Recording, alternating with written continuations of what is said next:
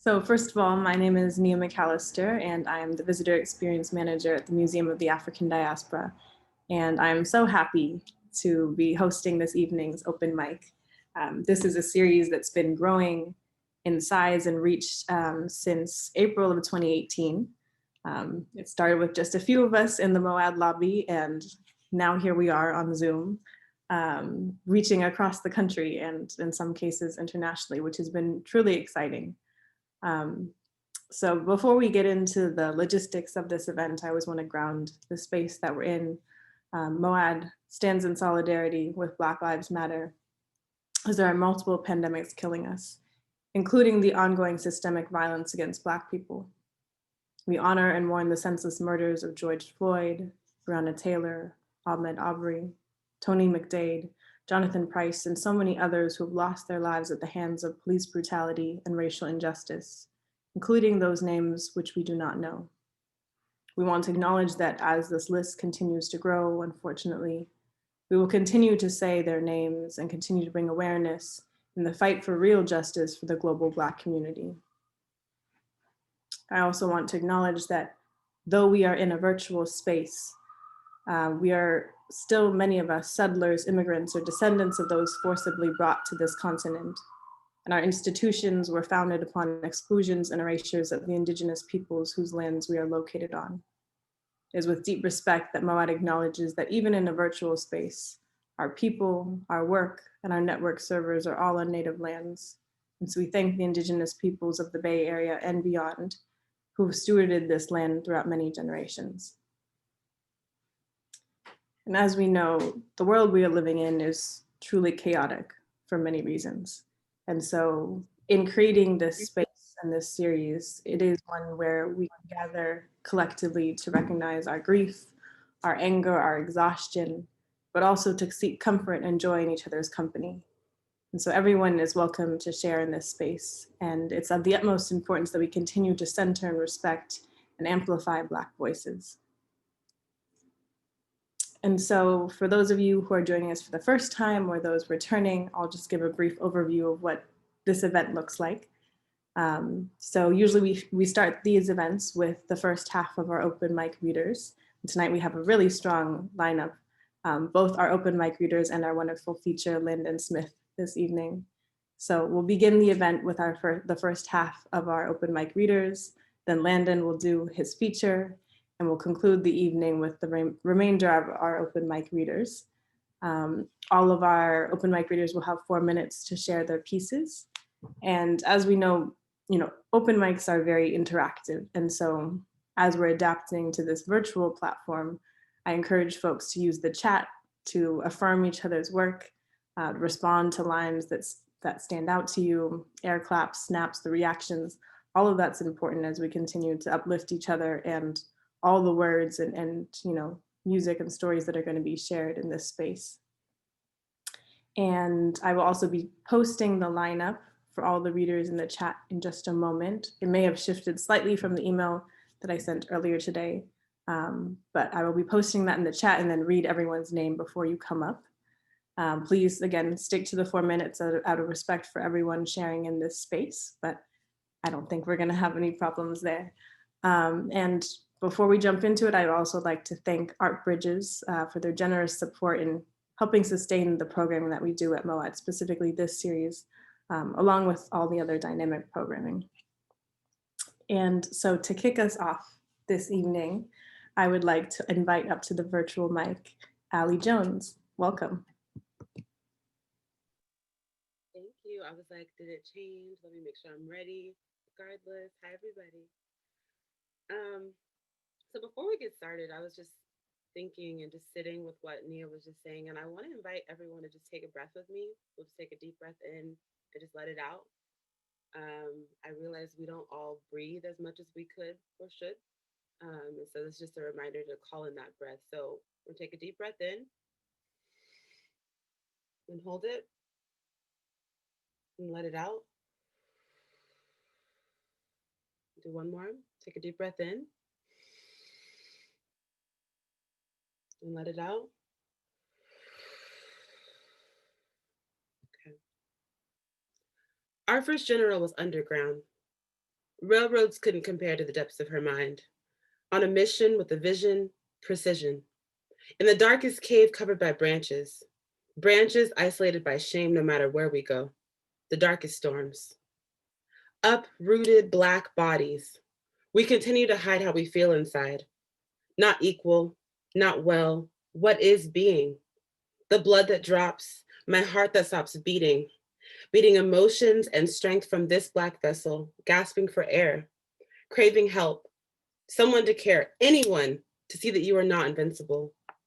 Sold and conditioned, hanging on by a noose with no room to break loose from the labels you didn't ask for.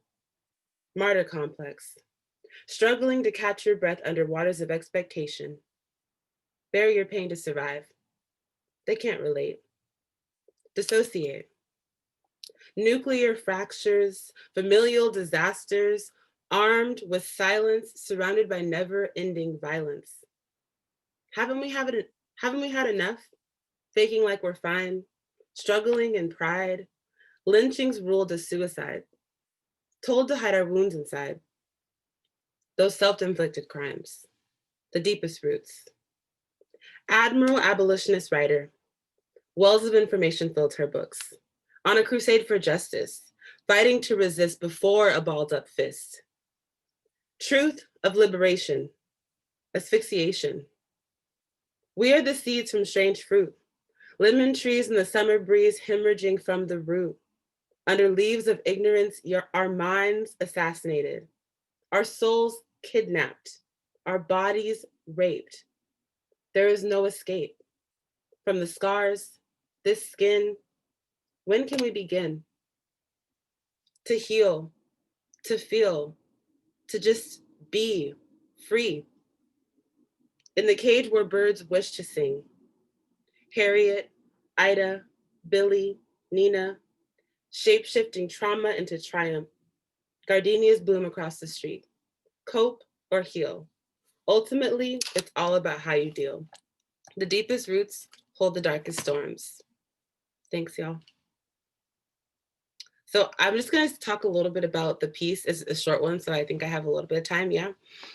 So this piece is really in response to, as Nia was talking about, this genocide of the Black body, but also of the Black mind. And so I really wanted folks to think about what that means for us to, you know, take care of ourselves, to be aware of what's going on in our bodies and our minds and our hearts and how that impacts the way we move in our lives. And so this piece is really an homage to that. Hopefully a wake-up call, but just a reflective space for us to sit with it a little bit and to not run from it. I think we have a lot of different things to distract ourselves, but you know, to really honor it and really just acknowledge what's going on and understand that it's not going to be okay. It's not always okay, right? So to let that be all right. Thank you all for listening. I'm so excited for everyone else in the future. Thanks, Nia. Thank you so much, Ali, like both for grounding us with the breathing in the beginning, but also that piece and the context you shared. I think you really set an important tone, so thank you. Next up to the virtual mic, I would like to invite Ibtial Ahmed. Welcome. Thank you, Nia, and thank you everyone else for whoever is also in charge of organizing this. I did not think I was going to go on camera. I'm a bit camera shy. It's my first time doing this, so I will go ahead.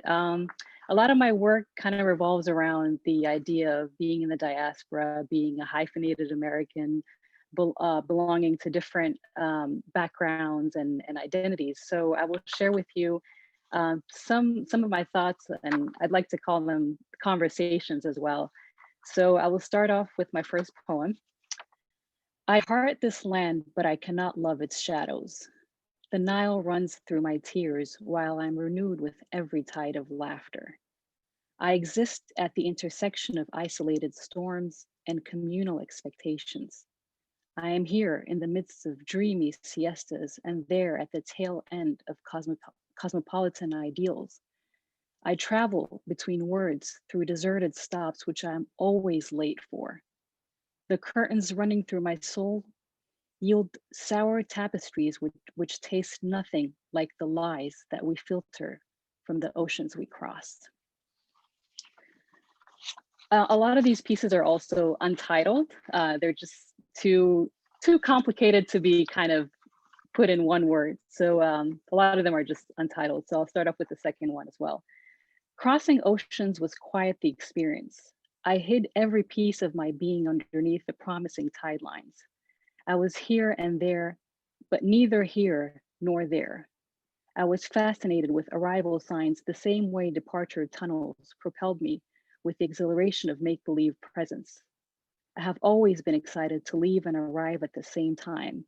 It's like my identity was tied to in-betweenness and a fog that surrounded my soul whenever I was asked where I was from.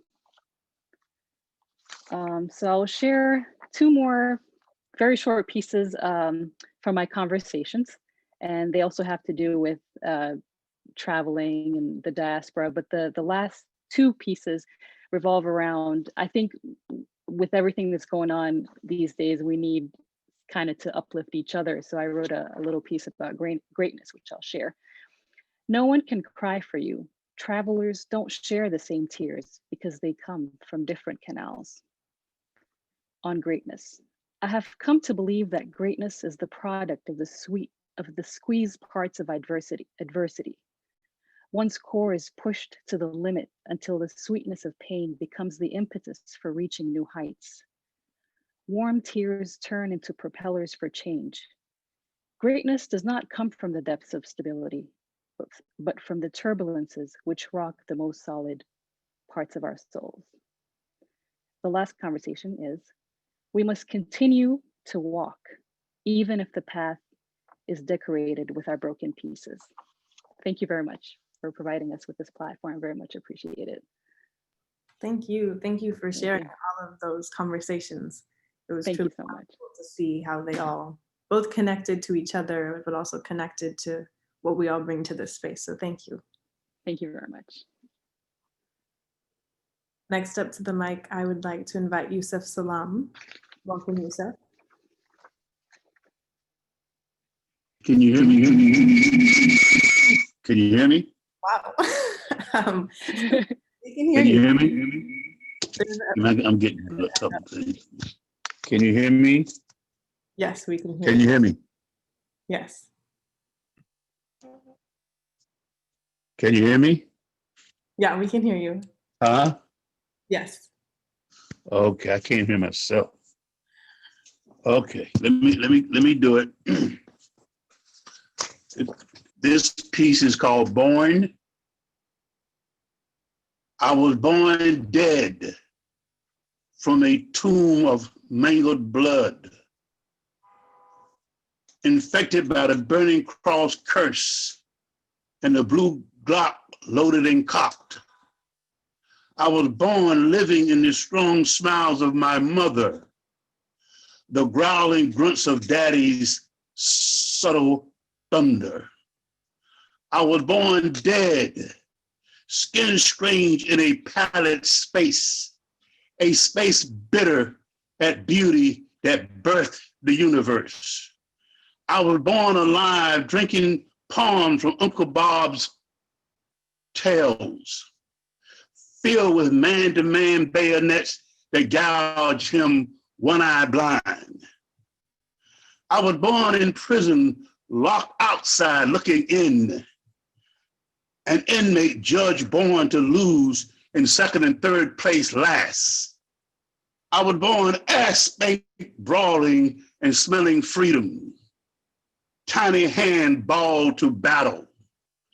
I was born in a toilet of ancestral skulls, ambushed dreams scribed on scattered tissues.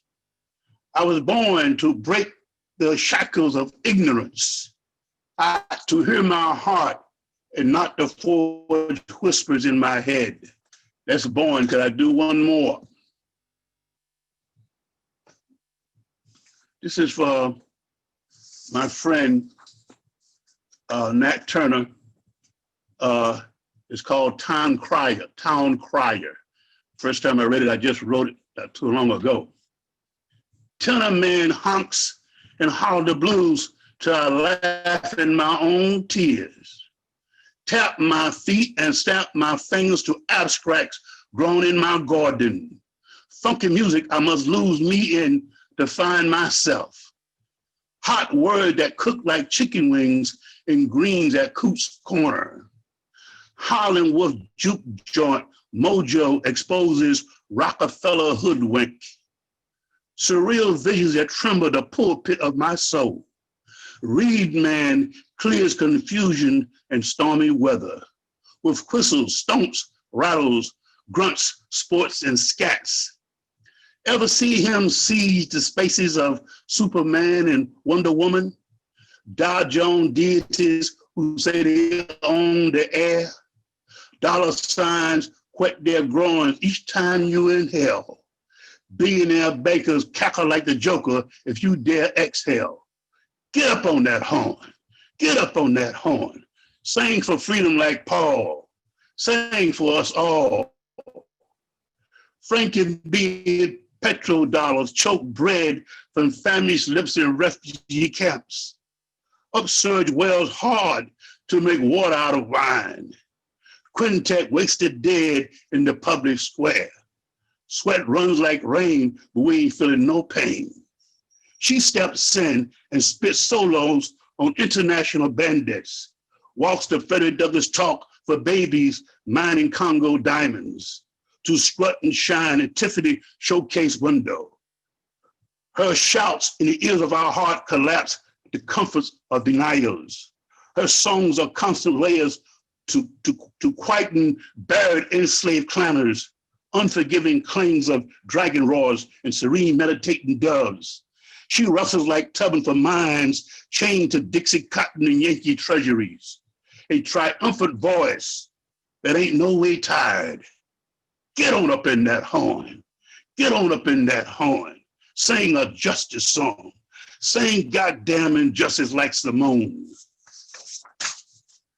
Blue bullets blast hands high as a rope hanging on a tree limb.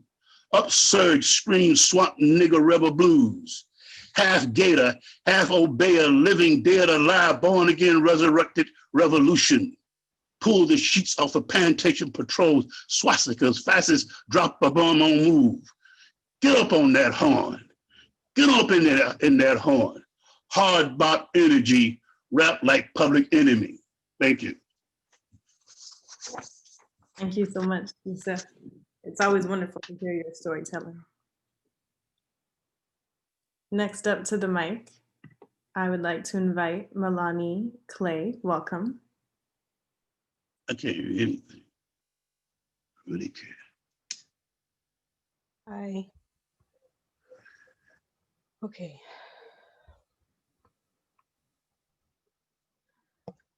The Black woman is God in a world hell-bent on being heathen, betrayed by those at our right hand, hung out to die, knowing streets and temples will teem with parishioners when it is time to mourn our passing.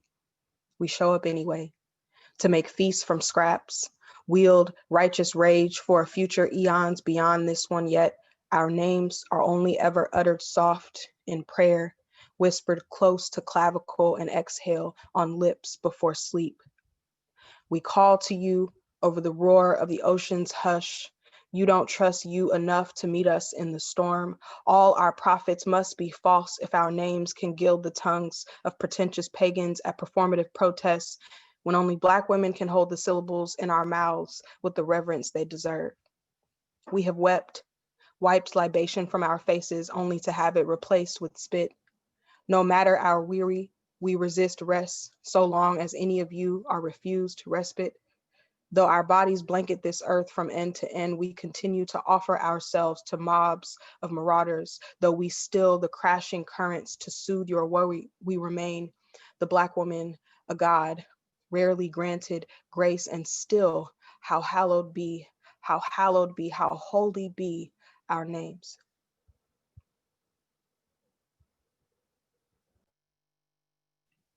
Wow, thank you so much for that piece. That was incredible. Absolutely incredible. Thank you. Next up to the mic, I would like to invite Trelle Damar. Welcome.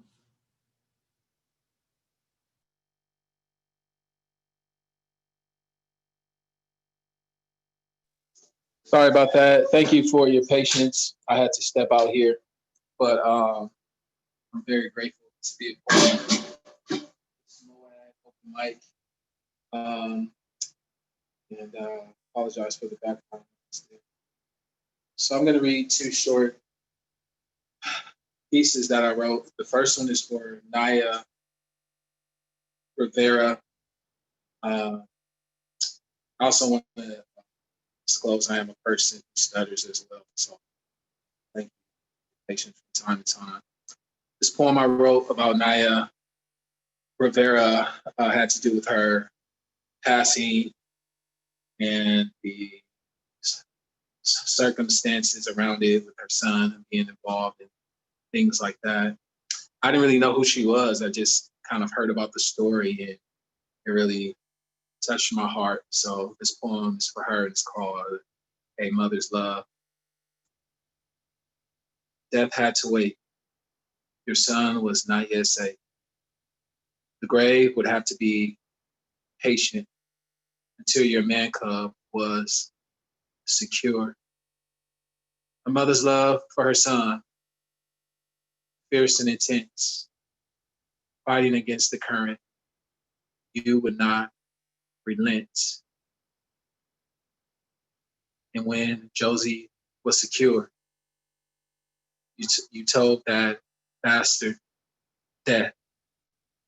Now you can resume.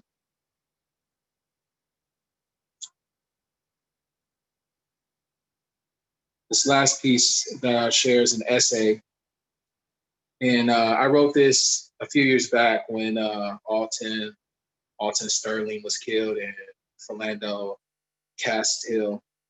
And unfortunately, the words I wrote at that time have, those emotions have been triggered by what we're experiencing right now. And the name of this is called Courage. Yesterday, I felt afraid for no other reason than simply being who I am, a Black man. I wondered if a savage police officer would deem my inquiring as to why I was pulled over or my objection to his disrespectful language or aggressive treatment of me as sufficient grounds for murdering me, only to face a legal system that consistently shows a disregard for Black life. I felt afraid for my brother, cousins, and friends. I fear for those young Black males who have been abandoned and are largely unloved because they are easy targets for such acts of hatred. Today, I made up my mind to continue to live with dignity and service to my Creator. I will walk in courage and I will not give way to fear. Courage is not indicated by a lack of fear. On the contrary, it is established by continuing on in the face of it. I appreciate you guys allowing me to share. Thank you. Thank you. Thank you for sharing both the poem and the essay. Again, I think we've set the tone in this space and reflecting on both the times we're living in and the consistencies, the trends that we see that we're experiencing. So thank you. Next up to the mic, I'd like to invite Norm Maddox. Welcome, Norm.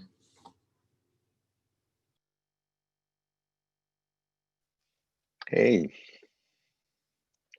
So I have two pieces, and I like the tone that we're set here. First piece is called When Elders Become Ancestors. A pivot in the psyche. Warm, vital memories rekindle sinew and bone, reconfigure blown ashes. Ancestors present as silent elders hold vigil over dreams and visions. A glancing breeze rattles a door chime, calling attention away from the word. Follow the wind. Where it doesn't blow is where our ancestors live. Where time warps, stands still, never moves again. The lasting memory of the last time. One always beat. No between beats. Now becoming the beat. Time passing over to the eternal place where ancestors live the rest of our lives. This other piece is called The Infrastructure Project. And I read this here a while ago, but it feels different. The superhighway called life, mixed in concrete and asphalt. I am the pavement. I am the fork in my road. The direction is forward. I am the ravine becoming a canyon. Rivers and time erode inventions of memory. I become a trench, diving in on itself, swimming into undercurrents, fins morphing into wings, flying out of the depths, dark becoming fuel, propelling me towards inner flame. When the road in front of me ends, I must become the bridge that gets me to the other side. Peace. Wow, that was beautiful, Norm. Thank you. And I Mucho relate to gusto. that feeling that you were sharing in terms of pieces that you read before, but they feel different in different contexts or with different times. So they, in a way, become a new poem. Thanks for this place here. Always. Next up to the mic, I'd like to invite Tarita Mikkel. Welcome, Tarita. Thanks so much for inviting me, and thanks for carrying the book. I just saw that. Thank you. And wow, amazing. Always listening to the voices because we're all in this together. I'm so thankful. I am going to read something because of what happened with children in Oakland, especially East Oakland. They are killing each other. So when I was at McClymonds High School, they was there as a poet teacher, and I read a poem, and it's a short one. I'm only going to do two, because the first one is about them paying attention. And so it's anyway, I'll just read. It was career day at Mac. Yeah, brother rolls up in a limousine, dressed clean. He's sporting diamond rings on nearly every finger. Students in awe, impressed, say, man, what do you do for a living to make all that bling bling? Guess, he says. Answers come, but none correct. Finally, the mystery guest says, I'm a mortician. I buried 3 young men just about your age before I arrived. You see, your death is my life. Like Jesus' sacrifice, you profit me well. Silence. The name of the piece is called Silence. And every time I share that as a wake-up call to the students, they said the title of the poem actually draws silence from them. So it's making somebody think. And this second piece is just about what young men can feel and what they go through as they grow up in life. And so this is called We Document. Hold infinity in the palm of your hand and eternity in an hour. William Blake. We document this day in prayerful wonder. On earth we kneel, sun coiling heat round spines, bridging fingertips play in Big Mama's clay. Black 6-year-old man-child stares into palm's vessel as though a precious treasure had been found. San Francisco Bay saltwater scent taps leaves, applauds as little one studies, ask, what are we made of? Turning back his gaze at lump of clay in hand. I say, we are made of ashes, bones, homes and seed, dirt, water, star memories, ancestors left for us to grow on. They come back through us. That's why G-Mama says, you look like her grandpa she remembers from her childhood. He listens, breathes sweet, deep, shoulders drop, relaxes under bright sky. He smiles, remembering histories known only through his looking glass. 10-year-old brother adds with authority, and God is not just way up in the sky. God lives with everything, including our ancestors, with everything above and everything below. Whoa, little brother says, eyes marveling from earth jewel to sky, the whole world in their hands. Thank you. Thank you so much, Tarita, for both of those pieces. And I just put in the chat, Tarita's book is available at MoAD for more wonderful poetry and storytelling from her. So I highly recommend reading it, as it is excellent. Thank you, thank you. Thanks everyone, thank you. I'm so looking forward to Landon. I reminded him last week, he's here. This is the first feature. Well, this is a perfect segue. I'm going to read a few pieces and then introduce Landon, who is our feature this evening, which I'm so excited for. So I'm resonating on what Norm was just saying about reading old pieces that either feel new or call to you in a different way. So I have a few short ones, a couple that I've read before and one that's new.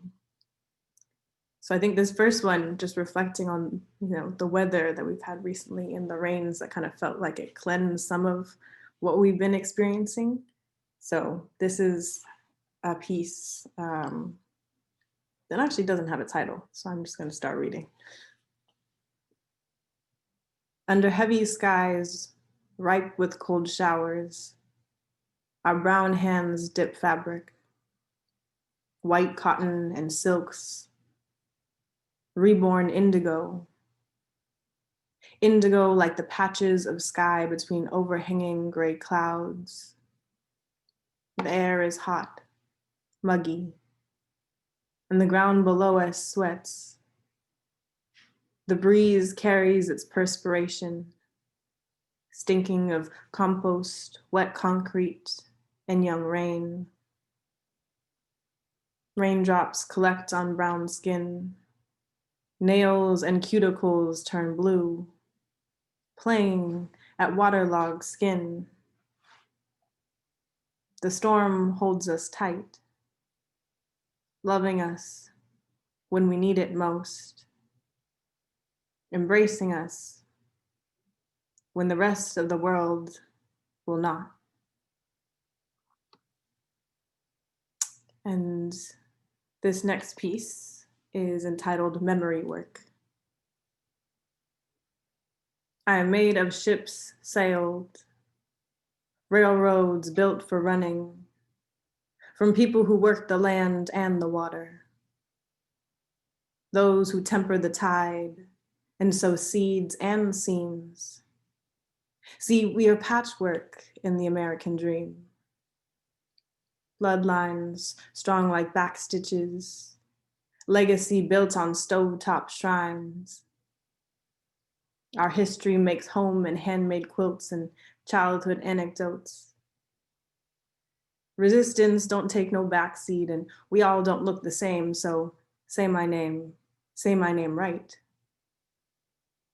Resilience is homemaking and trailblazing. But don't call me your poster child for problem solving. Your dream so wet of multiple boxes to be checked, your next victory at pin the tail on the race, your consolation prize when you say, America would never. There's no time to play silent savior. For what is the price when assimilation was the name of the game? Citizenship seen as success. What do we unremember when language is lost before the young are born? When storytelling is our only way back home. And I'm going to conclude with one more piece, which is a new one. And I'm finding joy in collaborative writing. And so this is a shared poem with someone special entitled Tangled Roots. All loose ends begin in untamed optimism. Even roots remember the sun. Soon time and moon, droplets, trauma, triumph, love, and loss. Tomorrow's crescent will be born anew. Blinded by mirrors that shroud where you end and where I begin, we shadow dance upon broken glass, reflecting pieces that were always whole. Around and around play our kindred fates, twisting threads until dread rings out joy. Intertwined, we rise. Intertwined, we rise. Intertwined, we rise.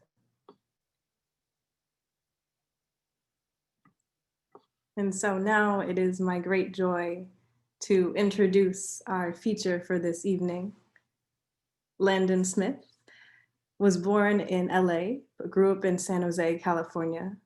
He earned his BA in English from the University of Michigan, Ann Arbor, and went to Mills College in Oakland to attain his MA in English Literature and Languages, with a focus on Black texts.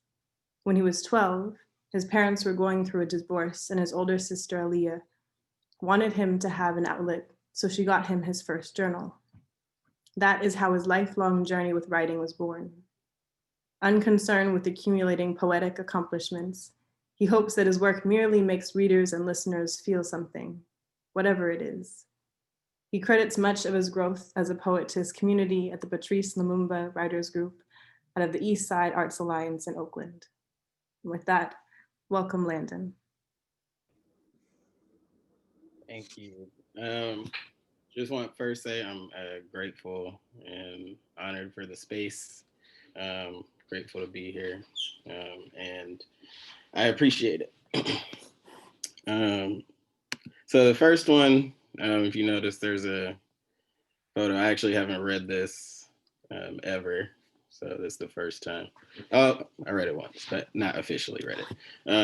You see a photo of Khalif Browder behind me. It's a painting that I made, and I always say that I think about Khalif every day, and so this poem is called Ode to Khalif.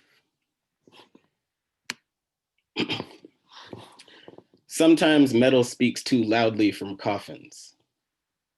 Tales told under epitaphs, soaking in tears lost from hands not strong enough to pull pain from final decisions.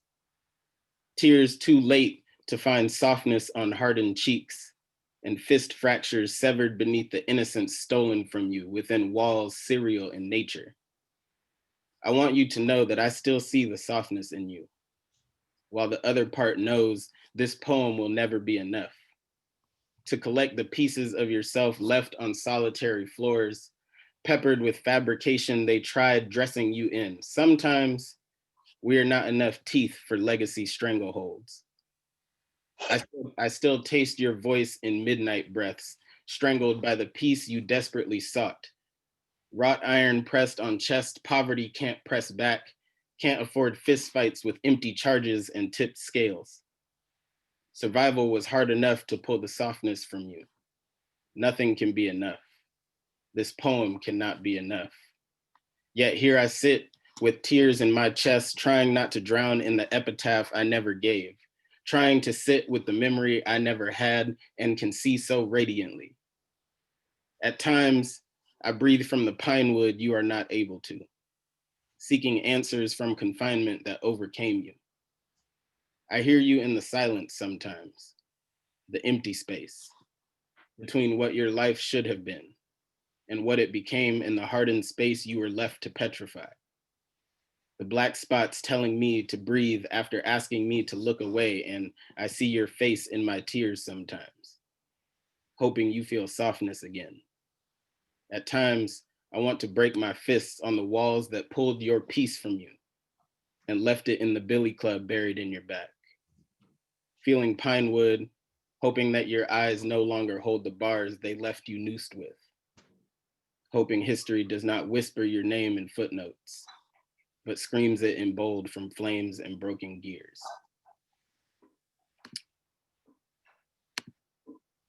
The next one, I was gonna do this anyway, but since she's in here, she can actually hear me say it live for the first time. So this one is called My Mother, the Stonemason. My mother holds the world in her head wrap and the weight of being misunderstood by those she bore. I watched my mother strut disguising parries deployed to counter dagger thrusts I was shielded from. I guess you could say I have always believed in superheroes. My blue hardcover suitcase buried in the shed in my mother's front yard, filled with pogs and first editions, still holds ties to a home I watched my mother make. My mother is a stonemason. I still smell pine saw on Saturday mornings sometimes. Hear the 6-disc CD changer rotating to disc number 3. The neighbors must have known to leave my mother alone because my mother is a child of music. Silence only knows song in the home I watched my mother make. Those walls were motionless background singers to concerts I took for granted. I asked my mother once what NAACP meant. The dust would have to wait. She took the rag from my hand and put a pencil in it instead, sat me at the table and made me write on paper 100 times. My mother made me build castles on my own, but handed me the stones and told me to look it up. My mother does not ask for your permission to shine. You will recognize her on your horizon, whether you are ready to or not, and her sunrise will grab you at every turn because you are in her orbit. My mother, on Monday, October 16th, 1995, my mother walked into that school, pulled me out of that 5th grade class, and walked me home to watch the Million Man March on a Zenith TV set powered by Black voices she hoped I would see myself in. I am the child of grapefruit breakfast and the perfect pancake. After school celery and peanut butter snacks when walking through the door. And closed blinds in summer because shade is free, but AC is not, and my mother worked hard enough, too hard, to see her son jailed for violating a makeshift curfew only applied to Black boys placed in the back of squad cars for sitting in an empty parking lot, too hard to let her son become a number and to not show up at 11:30 p.m. to burn the cuff off her son's wrist to leave an agent in destruction in flame. My mother is well versed in the wake-up call of the skillet scent. My mother's back is still scarred from all the harm her shield could not protect me from. My mother is a masterful stonemason, building walls to protect street sons welcomed into open arms they could not run to themselves. My mother saved lives with no headlines. Just Black boys breathing was headline enough. I can still hear my mother's voice in the streetlight, reminding me that I know where home is. I am the child of broken spines and roads to be found in a new page smell. My mother wields powers none of us were meant to understand. So I guess you can say I have always believed in superheroes.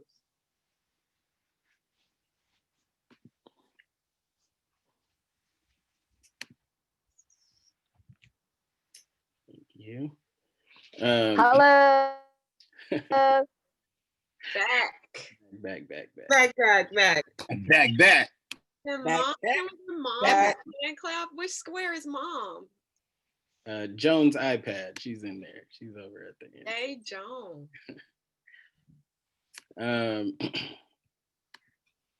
All right, so this one is, it's called Who Gets to Be Seen. The dead can only speak through poem lines, so I suppose I'm immortal once again. Caught between an ultimatum and a shovel, trying to dig a choice from surrender. Hearing voices again beneath clenching jaws and last words. Couldn't discover remorse among the tooth necklaces and badges on shoulders.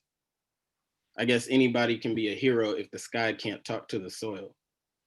Maybe the liquor store can talk to the liquor store and tell where the rest of the body's drowned. If I die before this poem makes it to a panel rejection, don't let them tear me from your clutches. Don't let them tell you I was only real in theory. I'm only one line from tunnel light. 2 lines from a rejection stamp stamped on my last will.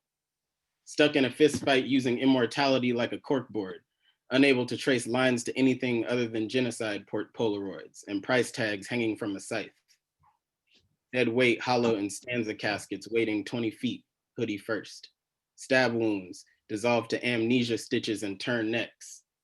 Not sure how often sanity gets found in cubic walls, somewhere lost in teased vision, I'm sure. Right next to the pocket watch and the years lost attached to a chain. I guess if the chain didn't rust, you wouldn't notice the life attached to it. Buried beneath a tough on crime speech from a podium rusting lives for poll numbers and ticket punches. Confines became the best storytellers in a history bathed in blood and rust, before repeated ablution and turned necks. Blinking through decades, pulling kids from carpets onto construction contracts and GEO group backroom deals, doling dollar signs to bounty systems written into city ordinances and police union overtime clauses. Perhaps that pension ballooned when Khalif was unable to find peace in cubic feet. I wonder where the time has to go before we find the discarded seconds for the bonuses and incentives. Maybe we buried them beneath reward boards in teachers' classrooms, preaching obedience for sticker placement and Pavlovian methods. I only know 2 places you have to ask to use the bathroom. Cubic walls dissolving stab wounds behind teased vision and dreams of escape, behind pleas muted for mic checks and podiums. Brick canopies building blockades to timestamps. But I can still see the rusted chain attached. Just enough orange on fingertips, reaching in folders for corporately crafted cages to put profits in the black. Do not die on their watch and you will be legacy. Die on their watch and you will be legacy too.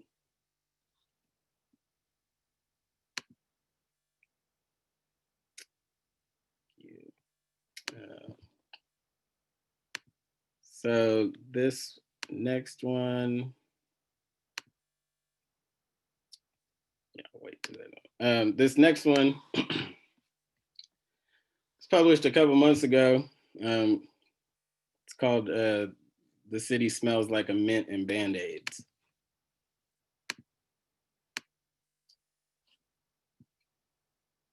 I was rebirthed in a fiction, said the country, not a country. Train tracks soaked in sweat and bloody hands resting atop bullet soil with skulls and potholes and paragraphs redacted. Plot hole in collective dementia made post-colon clauses hard to iterate. Can still smell the gunpowder in the crops during harvest. Wonder if the mirror can even tell an image from its fiction this many iterations into a tall tale, centered around what? Pillows feel softer resting in an idea. Idea not rooted in concrete beds, blamed for concrete beds. Maybe they should have tried harder, said the country, not a country, said the hand, not a hand, locked in a vault, afraid of its own image. Pastime book burnings preached as pathways to salvation beneath simplicity, binary, dangling poplar feet, party tricks for border police on red lines, state lines, admission lines, chain gang lines. Do you wonder if we have become too linear without minding the branches? Said the hand, not a hand, to the country, not a country, but more dollar sign than demographic. How do you demolish a theory with a pulse and legs, circumventing blank spots in red? Too busy suturing stab wounds with partial lineage. Abolitionist cosplayers celebrating incarceration of the disfavored. Must be okay to say one thing and do another when raised within an idea, not a country, more contradiction. But the soil has cried for so long that we can feel it in our bones when it's about to rain.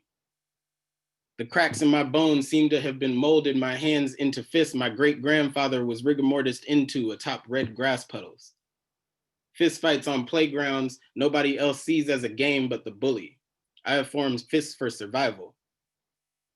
Had a nightmare about lumber on my face and wet leather on my back, woke up in a cold sweat with my fists clenched around a trauma someone passed on to me.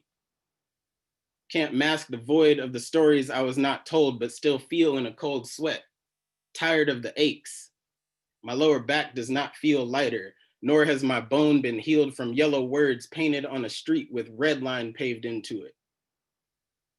I do not settle for symbolic covering when the core is still infected and diseased with allyship fatigue misnomers bred, feeding performativism and empty vessels clamoring for return. You will look at this blood for as long as I have to bleed. You have to see forfeiture of your assets is part of penance for seizure. Did you not know? Imagine if you had to bleed for this long too. A white wall gathering more attention than the pile of black death they are said to be protecting. Constantly in cold sweats, looking into mirrors to mend culturally promoted stab wounds before they turned to dull aches promoted by neoliberal destruction of sanctity, masquerading in a suit with shells underneath. Every Oval Office resident is a war criminal. Destabilization carved into pine and stained into white couches smelled like burning fuses, overburdened by corruption since conception. So disconnected, trying to find meaning in a shadow, breath in a bullet, meaning in a microphone, broadcast to an empty room of empty souls, hovering around a playground nobody else sees as a playground except the bullies in back rooms and leather seats smelling like vapid offerings for a $1 donation. Buried on a bed of upturned flag pins. Maybe the yellow paint will sear asphalt long enough to watch the eulogy, following swearing in of a new 6-3 majority, atop Dred Scott bones and seals of objectivity falsification. Gavels beating color into submission, noisemaker on a Ruby Bridges strut sitting in high chairs now. Tantrums yelled into addendums now. Needles piercing slowly, more quietly now. Silicon Valley surgically implanted colonization as the American way, nooses tied into eviction notices, printed colorless to mask the mark left on a neck to be criminalized for sidewalk pillow placement. Yellow paint purchased by a house flipper, turning lives upside down to paint over. Performance art. Can hear politician lies clearer when amplified from blue union pockets. Badge must echo the deception broadcast in recycled tones. I'm still waking up in cold sweats, still smelling red grass puddles, watching soaked in stains be painted over with performance art.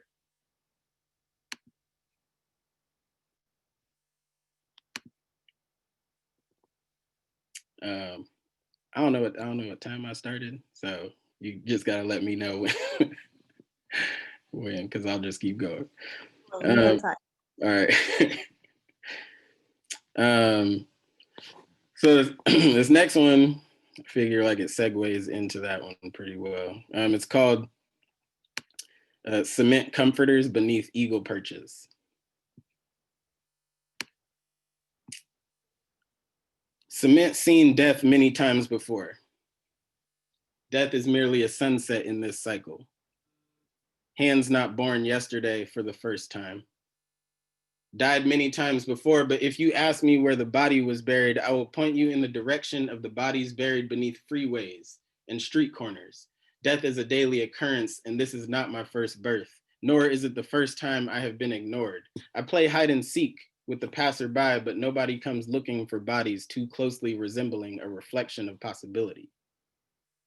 So I hide until I have died in your eyes. Enough for you to roll up your windows and not make eye contact with the corpse on the side of the road. You cannot let death stop you from reaching home so you can hide from a reality seeking to find you in a blind wandering of shirking a proletariat pasture for greener misadventures. I've died many times before. and been buried in a minefield of the ignored. Leave your flowers on the side and your cup holders 2 cents in the cup where a hallucination can be lucid. And I can again fake being alive in your eyes.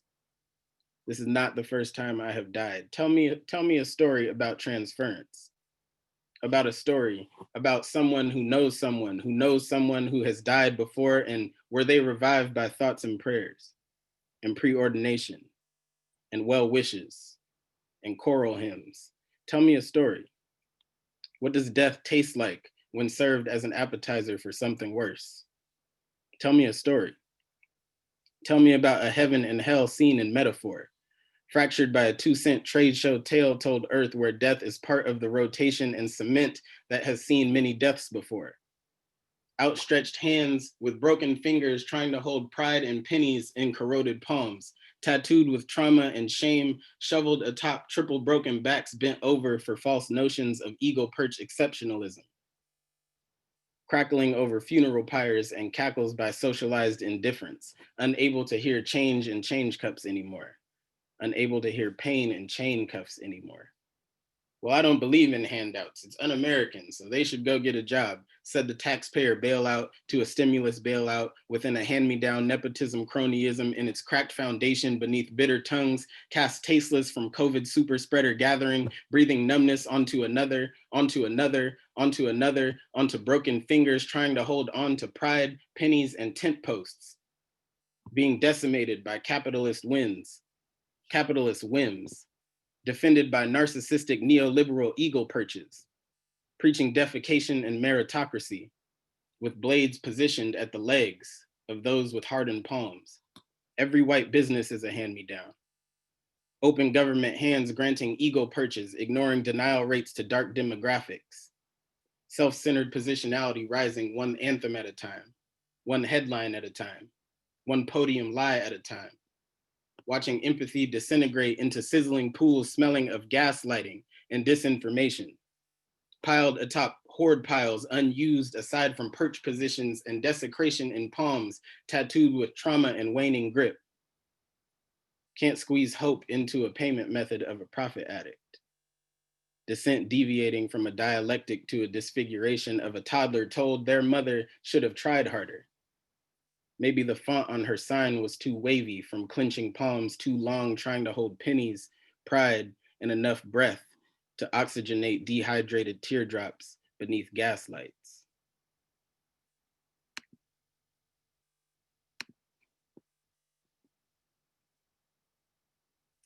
Thank you. Can do 2 more. I'll do 2 more. So this one is called Sundown Town. Pigeonholed into a self-centered canal draped in an American flag to cover up potholes or pitfalls, or something this language can't capture but tried to steal from lands elsewhere. I wonder if selfishness was a loan word too. Loaned unwillingly by traders forced to trade culture for crumbs, sprinkled in assimilated casseroles, too flavorless to even call a home without flag drapes masquerading as culture too. Lost down canals unable to find where humanity fractured after being fractured into fractions of itself. Fibers wrapped around an illusion, knotted into clots obstructing lifeblood from movement. Can't find a pulse in an empty canal. Smells like abandonment and dispossession left to rot and become an undead version of a never forget hashtag, washing over the terrorism we were indoctrinated to forget over threats of withholding funds and empty lives covered in camouflage and just enough literacy to cherry pick amendments for boot prints. Fractured to serve the mission of the pillager. Wonder if truancy matters for a nation that's less nation and more theory. Still trying to find the light of a star in empty fabric canals filled with fractions and looting. Mind trick melodies rocking a bootlicker to sleep beneath draped canopies. Breathing colonization in the smell of a loan word.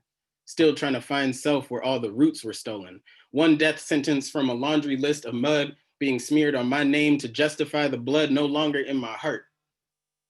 Blood pulled from Louisiana evacuations and Mississippi passes of a sundown town.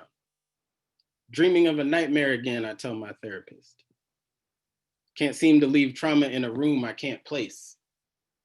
Sunken place salutations to a Daniel Cameron shell left with strings tied to a sport coat. I wonder if tap dance shoes still click after soul repossession. Can't seem to let go of ill will for the empty. Path forward crowded with corpses and sundown executions. Trying to discover the root of a sunset in a nightmare, hoping waking up means burning fields, burning trusts, burning barriers to repossession and comment section blackface. I do not want to breathe here. Keep finding palpitations in rope fibers and candle lights. Wonder if my vigil will be absorbed by vigilante buckshots. Only known the smell of cedar. Hate lying on hardwood floors just to see more flashbacks of lash marks for false claims after a sunset. Maybe candlelight can burn through white smoke. Can't see clear path through nameless clouds of groupthink hiding in a flag bandana. One sentence from another sentence on a laundry list to be washed away. Maybe the blood on hardwood will make the next generation fire resistant, white noise resistant. No breath left in a palpitation pummeled into a corner. Gaslights fueling explosions in mass. Whole country became a sundown town under the cover of executive orders and Senate hearings on a treadmill. Maybe my vigil will finally remove the tightness from my chest. Meditation becoming menial because I do not want to breathe amidst white clouds and human tree swings. Still trying to find peace in a palpitation. Still trying to find light in a sundown town.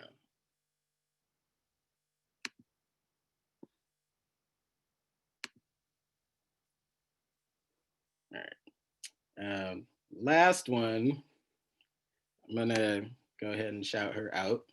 So Mama T actually kind of gave me the idea for this one. So this one was, it's called Here or There, Here and There.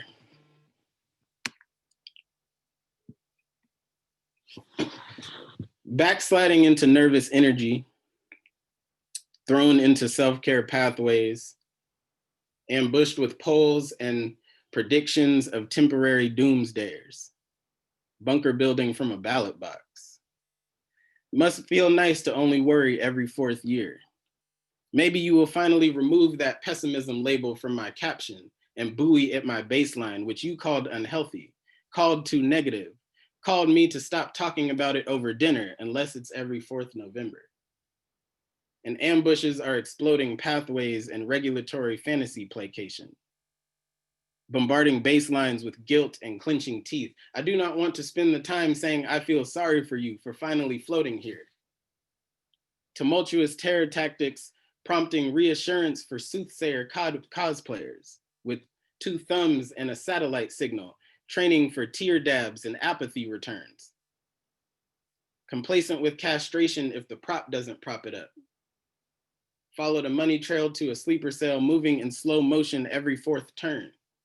Resting on a swing and a panhandle plague. Burning with white hot mediocrity and a simplicity sticker on a white supremacist headstone as long as she swung a seat for white women under a Davos roof. Rooted in the same mask worn by every shucking coon shaking hands of a decrepit hand shackle maker. For tax breaks. Feeding sheep to slaughter machines and hillbilly barricades. Born of brainwashed Berettas. Deterioration dragging fantasy drapes by the scruff. Through cesspool realization, always foundational, always functional, always 3 steps buried beneath the 2 steps ahead you thought black and blue circles were building beyond. Blue collars sewn together beneath chide chuckles and marionette hands. Happy to string beneath radar in hopes that you will call sight problematic to peace, but perhaps I am still hanging from a rope somewhere, and I do not have the wherewithal to see my own name memorialized in block and jar dirt.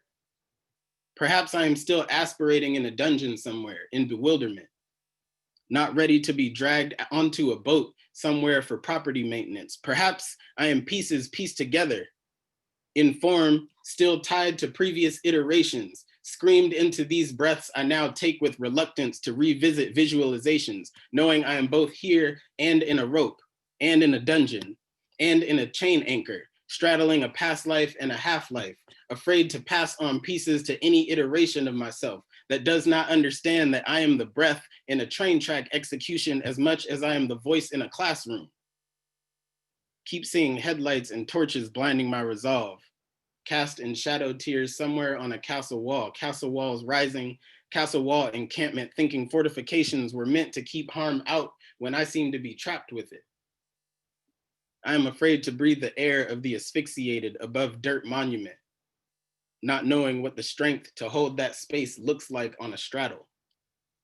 My therapist tells me I need to remember to breathe, but perhaps I am still hanging, still below ground, still afraid of a future with no future beneath a future of museum boxes and breaths on jar dirt. I am unsure how to breathe in 2 places at once, let alone 3.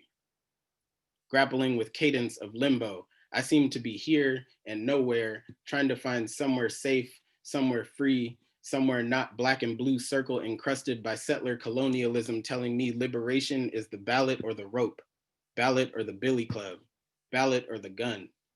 Perhaps I am still hanging from a rope somewhere, trying to find somewhere else to breathe.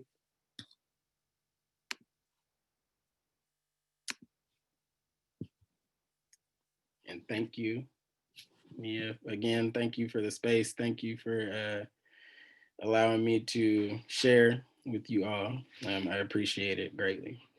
And I'm so honored. Thank you, Landon. Thank you so much. Thank you. That was amazing. I'm crying and I'm smiling. Me too. Yes, yes. That made me cry. That made me cry. Thank you. Thank you. Thank you so much, Landon. I think everyone is experiencing all of the different emotions at the same time right now. And that was absolutely incredible, needed. And before you completely mute yourself, I do want you to plug any upcoming readings you're doing. I know people are in the chat asking where they can find more of your poetry. So please share with us. I will share I'll put it in the chat for you.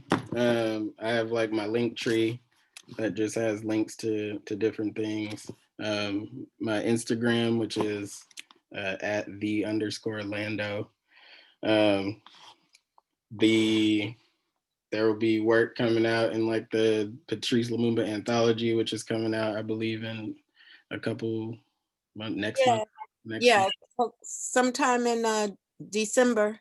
Yeah, December. Next month or and then sometime in spring, hopefully we're looking to get the poetry book out. So, but yeah, I'll put the link tree in the chat along with my Instagram. So that's where folks can follow. Thank you so much. Thank you. I feel like I'm like still catching my breath, but the event continues. That was wonderful. So for the rest of our event, we're gonna have the remainder of our open mic readers. So to start off our second half, I would like to invite James Cagney up to the mic. Welcome, James. Hey, Nia. Hey, and good evening to you, and good evening to everybody. Landon, you are a magnificent poet, and I honor you for that, church. I appreciate you very, very much for that. You're my hero. And I dedicate this to you, actually. I'm gonna try to see if I can sneak in 2 pieces.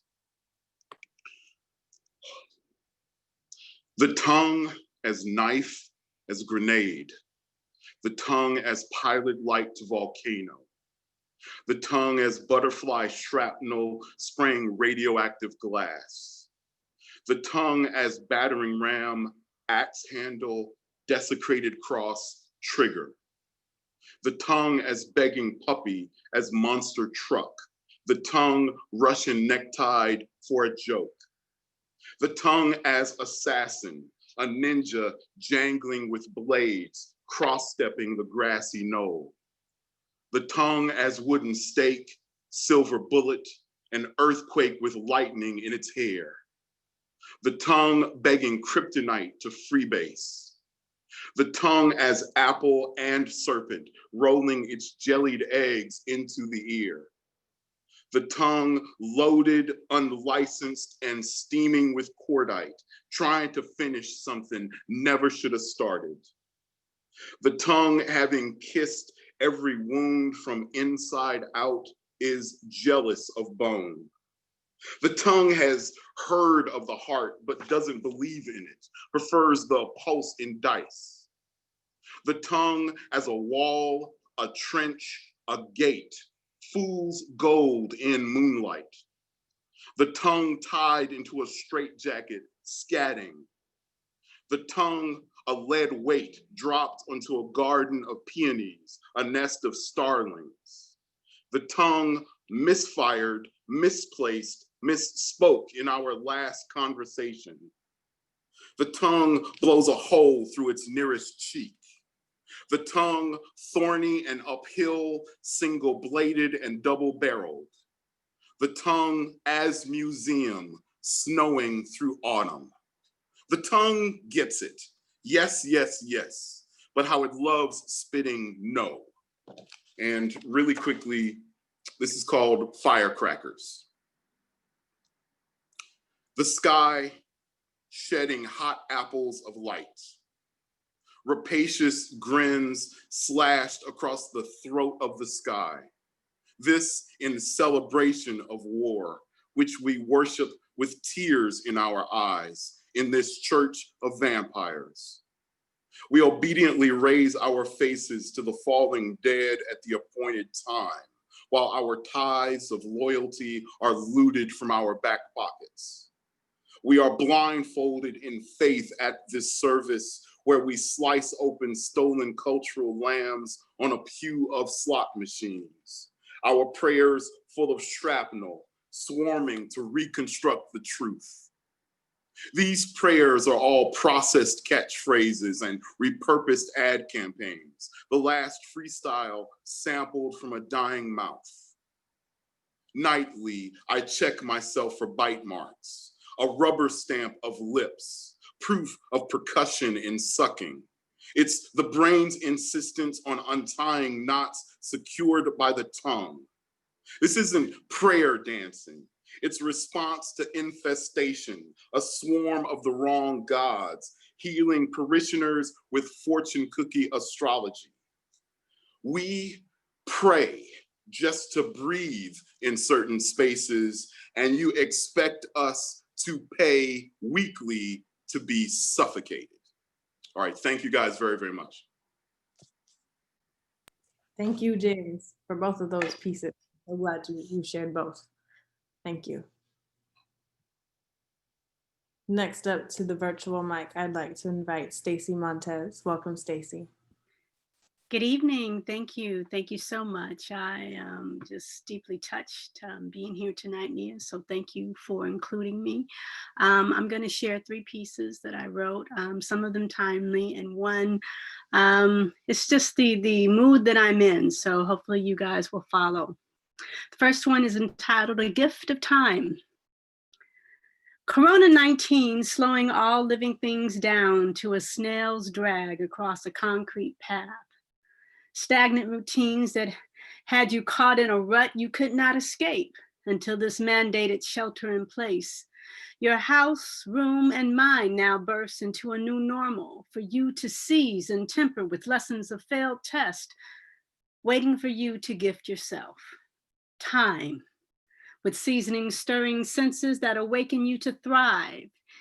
In this brave new world unfolding before you, your eyes snatch the frickin' day and learn something new. Sorry. Travel to places via recipes you prepare and languages you learn to speak while dancing slow in club quarantine. Remove your emotional mask to wear a required one that preserves your life for this new adventure. And I segue into a timeline of generational mask. My ancestors carved mask, wood ceremonial mask to honor elders who came before them. Other ancestors required mass for transport as to not chew free the ropes which bound us. A parcel to a peculiar institution that claimed us lower than Eve's fork-tongued friend.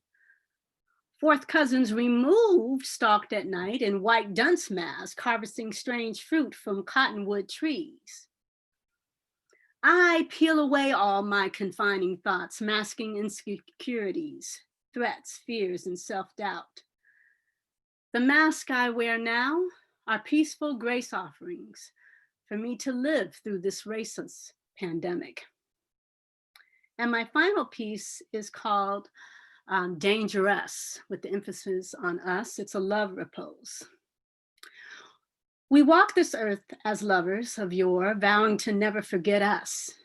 Yet we did, only to remember that a union, an entanglement of growth and sorrow, listening, sharing our life circumstances and smiles that now dwell apart, sorting through distractions which gnaw at our souls, a silence unknown until now. How do we keep possibilities flowing from our hearts down the Amazon of unconditional love that shouted joy on every breath as lovers? Desperate not to destroy the magic we created, energy manifested, torn by thoughts we failed to recognize. We must not yield to this new thinking, robbing us of the only truth we ever knew. We walk this earth as lovers, and we shall walk again into the new dawning of a new dimension where we resurrect what centuries could not destroy us. Thank you. Thank you, Stacy, for all three of those pieces. I think a lot of us can relate to those sentiments of what we're navigating right now. So thank you. And again, bringing the ancestors and history into the space. I think that's been a theme this evening. Next up to the mic, I'd like to invite Raymond Nat Turner. Welcome, Raymond. Thank you, Nia. Greetings to you and the rest of the crew. This is a piece that was written in response to a mayor who wanted to hire 100 additional police officers for his city. And I had another idea. This is called 100 Librarians. I'm looking here and there. I'm searching everywhere. I'm looking for 100 librarians to leap from bookmobiles, wrestle Black boys off corners, arrest their attention, transport them to branches, handcuff them to stacks, interrogate them. Tubman was strapped, wasn't she? Douglas assaulted his master, didn't he? Ida interfered with a lynching, didn't she? Didn't she? Interrogate them. You could ID John Brown in a lineup, couldn't you? Where'd old Nat hide the murder weapon? Where? Interrogate them. Who's the brown bomber? What's Ali Boombaye? Interrogate them. Home was stolen 18 times. Who did it? Who performed the first open heart surgery? Who invented the shoe lasting machine, traffic light, air brakes, and bleach? Who invented mayonnaise, shaving cream, peanut butter, and axle grease? Who went by the street name Wizard of Tuskegee? Who? I'm looking here and there. I'm searching everywhere. I'm looking for 100 librarians to diagram crime scenes called Cape Coast Castle, Goree Island, the point of no return. Sketch composite of kidnappers, mutilators, murderers, rapists, alias Christian founding fathers. Investigate dealers of Igbo, Wolof, Ashanti, Fulani, Mandingo, and crack down on criminals, disinformation, misinformation, and digital Jim Crow. I'm looking, I'm looking, I'm looking here and there. I'm searching everywhere. I'm looking, I'm looking. I'm looking for 100 librarians to investigate what boys know about Brown versus the Board of Education, Black codes, slave codes, Fanon, Nkrumah, Lumumba, Contras, and crack cocaine. Investigate when 100 homicides became routine. I'm looking, I'm looking, I'm looking here and there. I'm searching everywhere. I'm looking for 100 librarians to throw books at boys, try them as adults reading Malcolm, give them a hard time, Black awakening in capitalist America, indeterminate sentences, das Kapital, lock them in solitary with the invisible man, slam their heads into the souls of Black folk, transfer them to reference and choke them with Chaucer studies at the University of Timbuktu, strike them with Memphis, Greenwood, Rosewood, Kush, Kemet, and 17 universities and 70 libraries the Moors built. I'm looking, I'm looking, I'm looking here and there. I'm searching everywhere. I'm looking, I'm looking, I'm looking. I'm looking for 100 librarians to recapture wards with sweetly calculated strokes. Inject them with high expectations, cool and unusual punishment. Watch them jerk, writhe, gasp for air, and fight to keep their hearts and libraries open.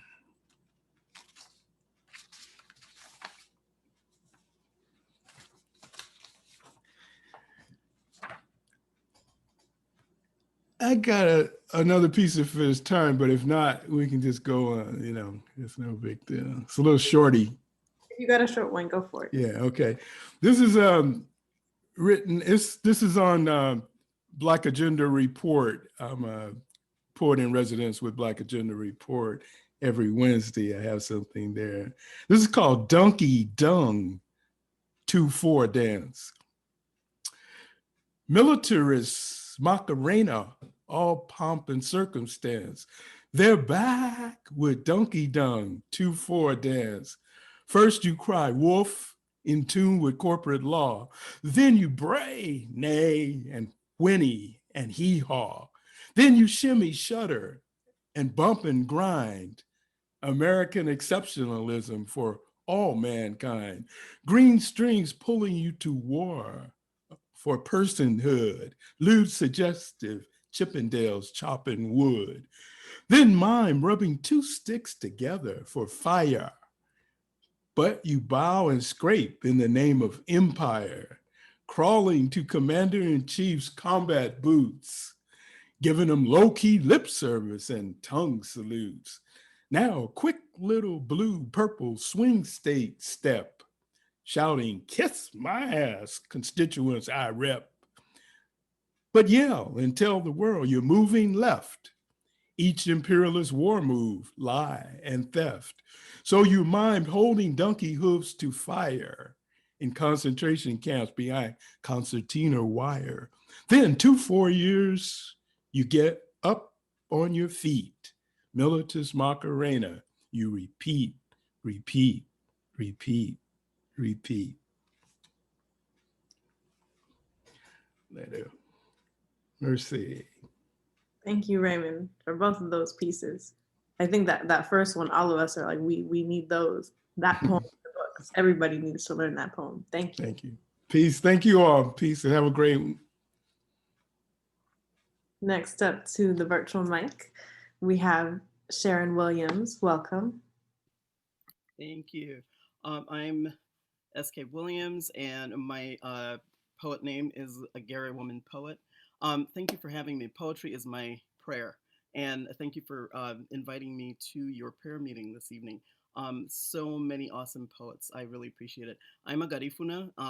Today I'm going to read my poems that honor my ancestors. Today is Garifuna Settlement Day. I'm originally from Belize, grew up in Guatemala and then in the Bronx, and now I'm in the San Francisco Bay Area. So I'm reading two poems, and they are going to reflect what I call my hybridization. I'm an immigrant, so I write a lot about my immigrant experience. There's going to be a little bit of Garifuna in my first poem, and it's a language that is two Native American languages, Carib and Arawak, and French, and so I'll translate a little bit as I go. It's not that much in there. The first piece is called Going to the Well, Even When the Well is Gone.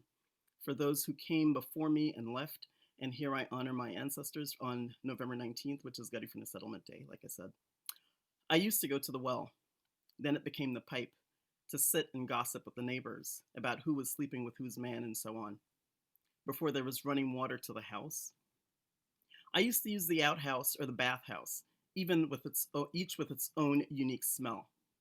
The shiny flies buzzing in and out of my face, the soap sitting on the side running against the too long used wood, before water came in pipes from who knows where, bringing itself to the house.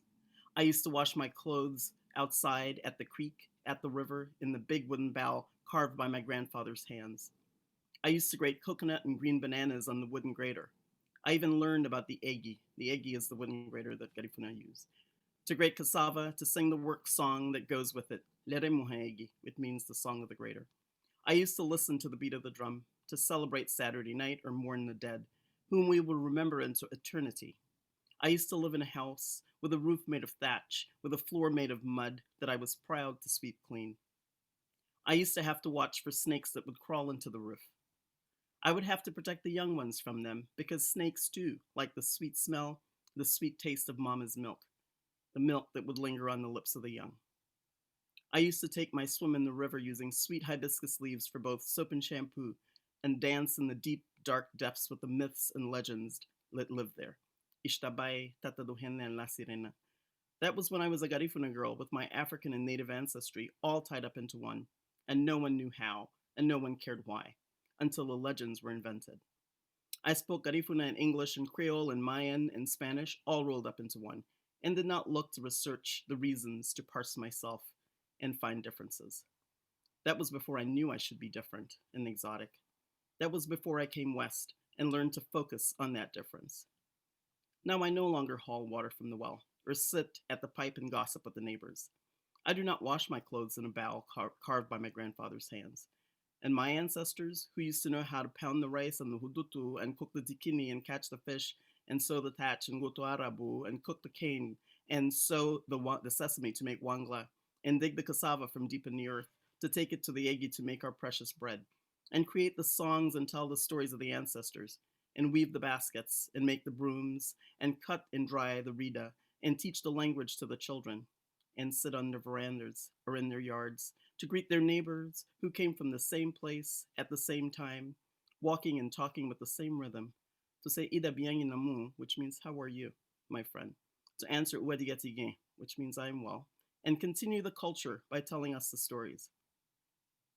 Those ancestors are gone, leaving in their wake a hybrid culture peppered with Western influence. Now I live in the North with its coldness of culture, of place, of face, where race is a thing we live by, and stories are told in books, not passed on by word or of mouth or dreams, trampling upon my Garifuna sensibilities of self, of place, of pace, of race. So I hold on to my oneness with my culture and language, and dignity of whom I am, so that when the one who stole the land that was once plowed by red hands hisses to me that this is not my birthright, not my birthplace, that I, immigrant me, has come to take jobs, that I, immigrant me, should or must go home, I can, because I have a home, a sense of place, a knowledge of races of face and roots, a place at the well, a place that will welcome me back with my progeny born abroad, not knowing my language or having my sense of place and home. I know I can go back and plant my feet in the soil and know that I can yet again call it home, even though the well is gone, taking with it the people that I knew and loved, that created the me that is me. I can go home again and start up as if I'd never left, even though many things are new and different, and the pipe no longer exists, so I can sit and gossip with the neighbors about who's taken whose woman or whose man, and whose child is not really his. I can go home again, even though the well is gone. Thank you. That's the first one. This next piece is from my second home. It's the Bronx, New York. It's called The Bronx of My Heart, and this was written in July of last year. The multitudinous languages, the endless cultures, and curves of necks of multiple hues. The chattering of peoples coming together or moving apart, coexisting. The impossible music of the streets, the dissonance between the cadence of the gates of each people, the vendors of fruits, of food, of love, of clothing that barely covers the bodies of those fat from the long winter's hibernation, of poorly made everything, except for Haagen-Dazs, of course. The impossibility of imagining such disparate cultures coming together in one small space, 5 square blocks of an impossible diversity. Religion and mourning that come together in a cacophony of prayers and tears and wept in different tongues. The heat rising from the streets in the sweltering of the summer that erases the memory of the brutal winter that recently said goodbye. Though only temporarily, because she will be back again shortly, wearing her beautiful white lace gown that will swiftly turn to brown, then slush, then gone, only to return again with newfound vigor. The horns blowing, the sweltering heat that feels more like sauna than city, calling Javier from the street rather than the bell, where one must specify PH, which means private house in the Bronx, or apartment number, where houses are rare, dwarfed by buildings, but all are home to countless who arrive across seas and rivers and mountains and valleys, bringing their flavors, adding them to the stew that's you, Boricua Dominicano, Jamaican and Trinidadian, Haitian and Senegalese, Italian and Irish, the latter saying yat mamon when things go wrong. They hail from Philippines and Bangladesh, Albania and Russia, Ireland and Nigeria, Belize and El Salvador, and places no small imagination can fathom, all wrapped in the swaddlings of their cultures. The beautiful flowers of the botanical gardens hidden deeply in the belly of Fordham Road and away from the frenzy-driven immigrant crowds seeking cheap goods to pile into barrels to send home, where families await the riches sent from abroad that adorn the shops dripping with dreams of hard-won prosperity, to the beautiful waters of the Sound View, where families go to escape the heat, or their troubles, or themselves, to wash away their worries in that place of beauty that that one does not typically associate with perhaps the most forgotten borough of New York City. But don't matter none, because I don't forget. The first place in this land of migrants, as a migrant, the first place I ever called home, the place where I will most likely bury the body of my mama, who has and had a special love of this place buried deep in her heart, on these shores that were once welcoming to people like me, which as a whole will once again be.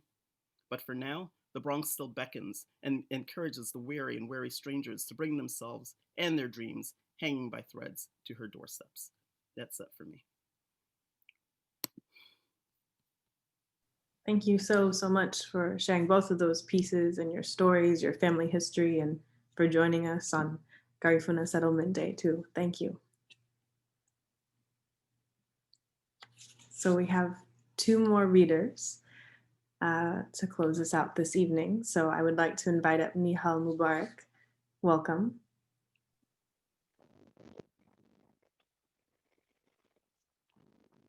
Oh, we can't hear you.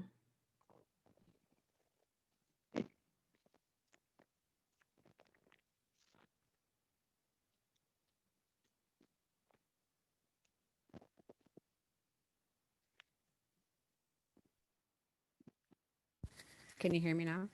Yes, that's great. Okay. Okay, thank you for having me back. I'm going to read 2 quick poems. This first one is not titled. In Sudan, the women call a new bride until she gives birth. So I have been newlywed for years. My mother is embarrassed and stops speaking to her sisters so she doesn't have to answer questions. I call relatives and endure the word arusa, meaning bride, but also doll, which is fitting because I am fashioned into whoever they want me to be. A woman is called bride, then mother, the name her parents gifted her, discarded, dead, along with her girlhood. They forget she was once a child, but even then owned her father's daughter, her mother's burden. tethered to anything but herself. This one is called Many Small Pilgrimages.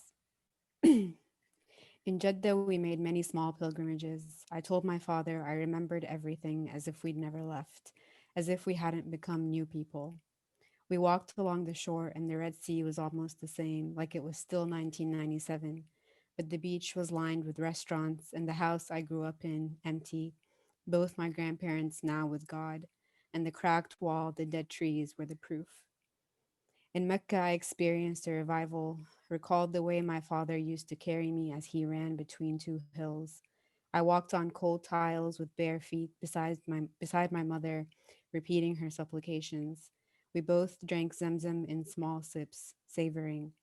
My mother took each step for her father, and I wanted to take back my intention, wished I had told God that this Umrah was for everyone I ever loved and not for me.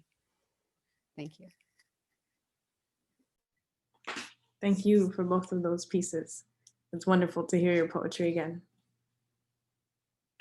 So to close us out this evening, I would like to invite Darius Simpson up to the mic. Welcome, Darius.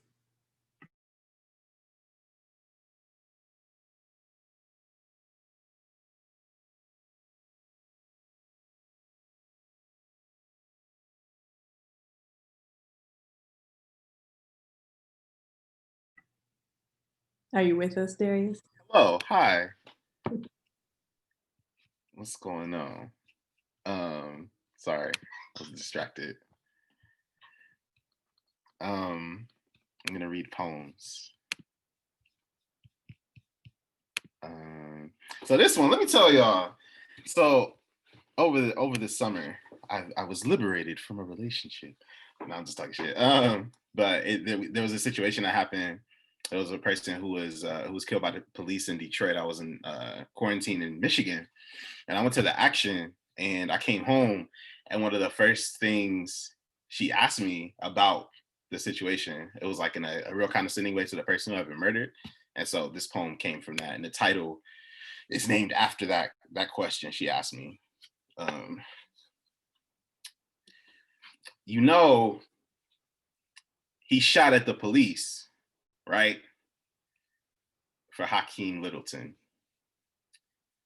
You know, he might not have had his hands up. You know, he was not up to date on his YMCA membership. You know, he did not mentor at-risk teenagers after school. You know, his license was suspended and his taillight shattered.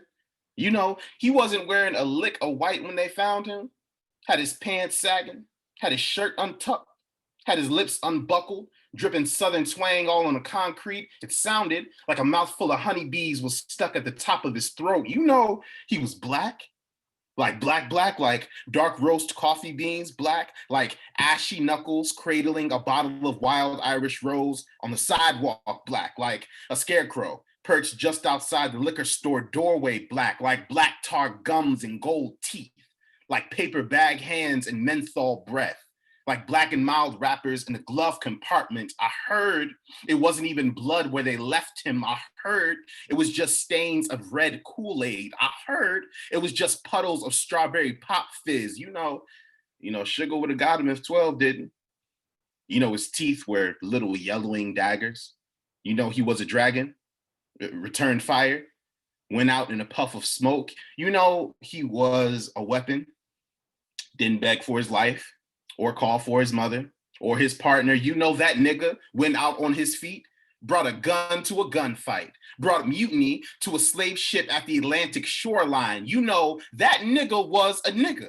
And not like ha nigga, not like next Democratic presidential nominee nigga, not like run fast, jump high nigga, like worm food covered in tree bark, like lead water clogging an artery, like dead leaves stuck in a gutter, like storm the arsenal and shoot the masters. One of those give me liberty or give me blood types, like got the nerve to want freedom.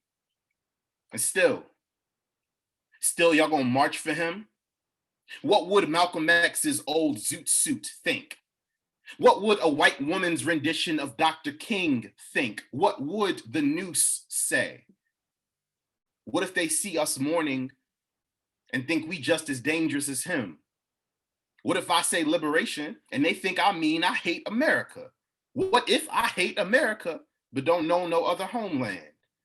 What if America hates me back and does something about it, but doesn't leave me time to shoot first? Thank you. I'm gonna do one more poem. Oh, you went there, you went there. So we don't end on a, you know, I can't believe she said, you know, he shot at the police. So I said, and what? Okay, what else? Sorry. I'm learning that my favorite tone to take in poems is like hyperbolic sarcasm. So yeah, I'm accessing that more. So this is called We Don't Die. We don't die. We second line trumpet through gridlock traffic. We home go in back of Cadillac limousines. We wake up stiff in our Sunday best. We move the sky. We escape route the stars. We moonlit conspiracy against daytime madness. We electrify. We pass due bill with full belly. We fridge empty. We pocket lint. We make ends into extensions. We multiply in case of capture. We claim cousins as protection. We extend family to belong to someone. We siblings because we gotta be. We chicken fry. We greased scalp. We hog neck greens. We scrape together a recipe out of scraps. We prophesy. We told you so, even if we never told you nothing. We omniscient, except in our own business. We swallow a national anthem and spit it out sweet. Make it sound like red velvet ain't just chocolate with some dye in it. We bend lies. We amplify. We laugh so hard it hurts. We hurt so quiet, we dance. We stay fly. We float on tracks. We glide across linoleum like ice. We make it look like butter. We melt like candle wax in the warmth of Saturday night liquor sweat. We won't die. We dust that colonies couldn't settle. We saltwater city built from runaway skeletons. We organized. We Oakland in 66. We Attica in 71. We Ferguson before and after the camera crews. We won't die. We won't die. We won't die. We won't die. We won't. Thank you. Thank you, Darius, for taking us home with your poetry. It's always wonderful to hear your words. Thank you. And thus concludes tonight's very full and warm and uplifting open mic. I think I'm feeling all of the feelings. And I think I say this every time, but I go into this space, you know, tired from the day and always feel uplifted to share in the company of all of you. So thank you for being here, for participating, for listening, to affirming each other. So I encourage you all to continue coming to these spaces that we're creating. This is an ongoing series that happens every other week. So our next open mic will be on December 3rd, and our feature that evening will be Teju Adisa Farar. I'm going to put the link in the chat for everyone. So if you're interested in attending again and reading again, please do sign up. We also appreciate your feedback and support. We'll be putting information about filling out a program survey so we can best inform how we support our communities. And if you are able to financially donate to continue sustaining these programs at MoAD, we do appreciate that as well. You're welcome to donate via our website, MoAD SF, or you can take a picture of the QR code or text the number on the screen, 56512, and type MoAD SF, and that will be a pretty straightforward way to help support MoAD and continue these programs. And so I also would like to thank Landon Smith again for being our incredible feature, and for all of you for helping create this space. So please have a good rest of your evening and take care. Thank you.